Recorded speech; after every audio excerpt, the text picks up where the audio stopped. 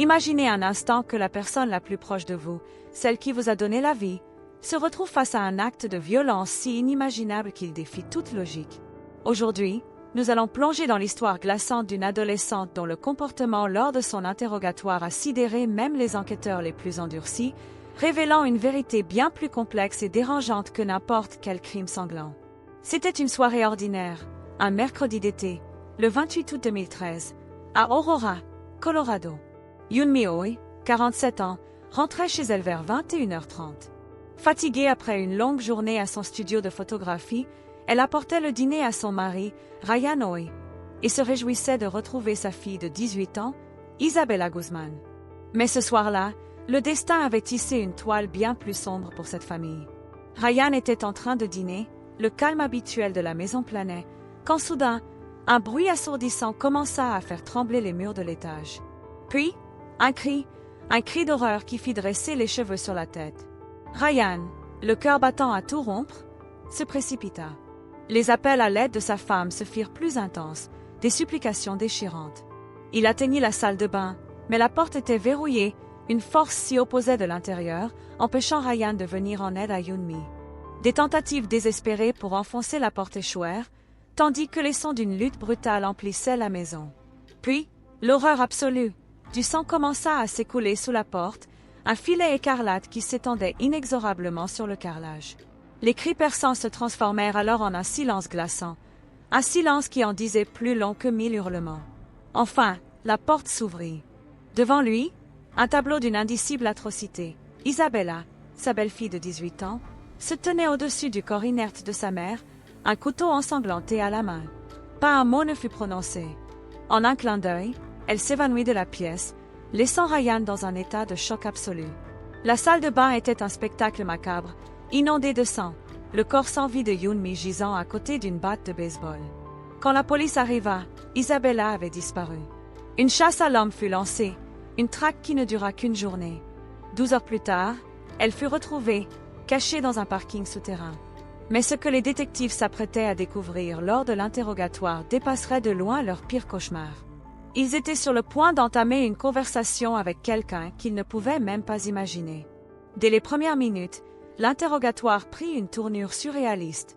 L'adolescente, identifiée comme Isabella Guzman, déclara s'appeler Samantha Gonzalez et affirma n'avoir que 15 ans, malgré les preuves évidentes du contraire. « Je n'ai tué personne », répétait-elle, les yeux froids, son visage d'une étrange placidité. Elle exigea d'être relevée d'empreintes digitales, certaine que cela prouverait son innocence, affirmant « Je vous montrerai que je ne suis pas cette personne horrible ». Les détectives, visiblement exaspérés par l'horreur du crime et le mur de déni d'Isabella, adoptèrent une approche peu conventionnelle. Ils sautèrent les étapes habituelles de construction de rapports, attaquant Isabella de front, la bombardant d'accusations et de menaces de lourde peine. « Vous êtes l'une des personnes les plus maléfiques que j'ai jamais rencontrées », lui lança l'un d'eux, ajoutant « Vous ne sortirez pas de prison ».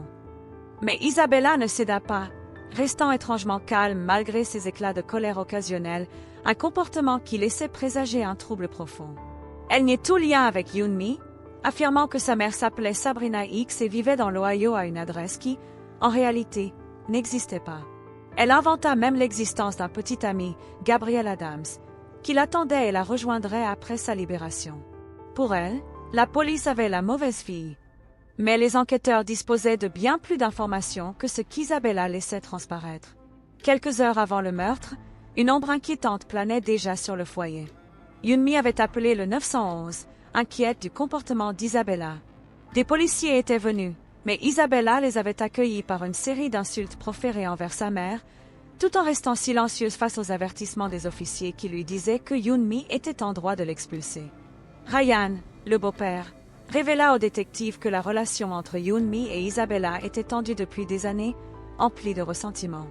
Il raconta qu'à l'âge de 6 ou 7 ans déjà, Yoon-mi avait envoyé Isabella vivre chez son père biologique, Robert Guzman, espérant qu'elle apprendrait à respecter les autres. Mais les choses n'avaient fait qu'empirer. Ryan raconta aussi qu'Isabella avait envoyé un email glaçant à sa mère le jour même du meurtre, disant « Tu vas payer ». Ce qui était encore plus étrange, c'est que l'email n'était pas adressé à Yoon-mi, mais à une certaine Cecilia, un nom que ni Ryan ni Yoon-mi ne connaissaient. Quelques années auparavant, Isabella avait même frappé Ryan au visage lorsqu'il lui avait refusé de prendre un ventilateur, preuve de son tempérament explosif. Les amis d'Isabella furent également interrogés, apportant un éclairage encore plus troublant sur sa personnalité. Cathy, une amie de lycée, décrivit une Isabella devenue plus spirituelle et plus calme au cours de la dernière année. Pourtant, 2 jours avant le drame, Cathy avait reçu un texte menaçant d'Isabella « Je sais ce que tu as fait ». Le jour du meurtre, un autre message étrange était arrivé. Le rayon astro s'est réveillé. L'ex-petite amie d'Isabella, Tony, révéla une relation tumultueuse. Il raconta qu'Isabella l'avait attaqué avec un club de golf quelques jours avant le meurtre. Il rapporta également qu'Isabella avait prétendu que sa mère essayait de l'empoisonner, elle et leur chien, avec de l'eau de javel, sentant une odeur de javelisant dans l'eau de leurs animaux et se sentant malade après avoir mangé. Plus troublant encore, Isabella aurait affirmé que Yoon-mi s'était poignardé l'arrière de la tête avec des ciseaux, souhaitant mourir avec sa fille. Ces récits peignaient le tableau d'une jeune femme aux prises avec des délires de plus en plus intenses.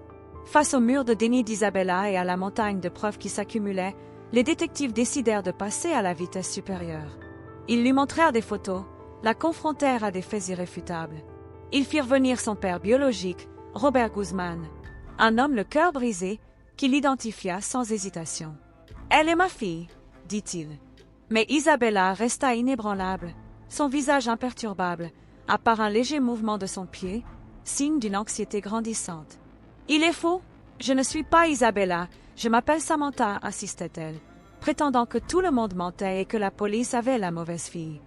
Puis vint le tour de la vidéo de surveillance du magasin Mar, où elle avait été repérée après sa fuite. Sur les images, on la voyait, couverte de sang, entrant dans la salle de bain du magasin. Pour expliquer la présence du sang sur ses mains et ses vêtements, Isabella inventa un mensonge déchirant, affirmant avoir été victime d'une agression sexuelle, se décrivant comme une victime pour masquer l'horreur de ses actes. « Oui, j'ai menti », admettait-elle, « mais je ne vous ai pas menti à vous, la police. » Les détectives savaient qu'un test ADN et les empreintes digitales ne mentiraient pas, mais les résultats prendraient des mois. Finalement, après des heures de confrontation, Isabella commença à se briser. Alors qu'on lui expliquait qu'elle irait en prison, qu'il n'y avait pas de caution pour meurtre au 1er degré, elle s'effondra en larmes, non pas pour le sort tragique de sa mère, mais pour son propre sort. Elle lança des insultes aux détectives, clamant qu'elle était piégée, que sa vie était ruinée par une folle qui lui ressemblait. À un moment donné, alors qu'on lui soignait des coupures à la main, elle murmura « C'est là que j'ai poignardé ». Le motif derrière ce crime inconcevable était insensé, révélant une vérité plus choquante encore. Il s'est avéré qu'Isabella souffrait de schizophrénie et était en proie à des délires depuis des années. Elle entendait des voix et, dans sa réalité altérée, elle croyait que Yoon-mi n'était pas sa vraie mère, mais une femme nommée Cecilia. Convaincue que si elle ne tuait pas cette Cecilia, le monde entier prendrait fin, elle commit l'acte brutal. En raison de son état mental, Isabella Guzman a été déclarée non coupable pour cause d'aliénation mentale et a été transférée à l'Institut de santé mentale du Colorado à Pueblo. En 2020, 7 ans après le meurtre, elle a affirmé être rétablie, déclarant « Je n'étais pas moi-même quand j'ai fait cela et j'ai depuis retrouvé la pleine santé ». Elle a exprimé son désir d'être libérée. En 2021, elle a obtenu la permission de quitter l'établissement pour des séances de thérapie, sous surveillance GPS. Mais son avenir reste incertain, et personne ne sait si elle sera un jour libérée de façon permanente ou si ses sorties resteront limitées à ses sessions. Cette histoire est un rappel sombre de la complexité de l'esprit humain et des profondeurs insondables de la maladie mentale. Le cas d'Isabella Guzman continue de hanter ceux qui en ont été témoins, une énigme tragique où la violence et le déni se mêlent à la maladie, laissant derrière elle une famille détruite et des questions sans réponse définitive. Si cette histoire vous a intéressé, pensez à faire j'aime, vous abonner et partager la vidéo.